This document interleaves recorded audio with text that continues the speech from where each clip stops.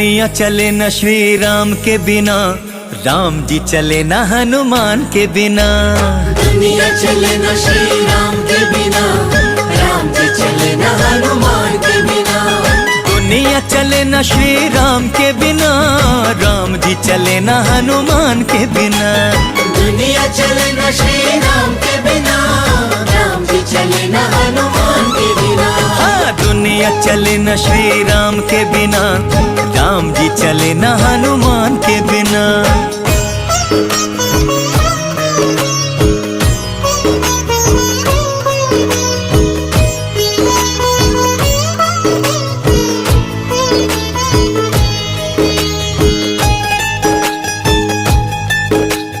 जब से रामायण पढ़ ली है, एक बात मैंने समझ ली है।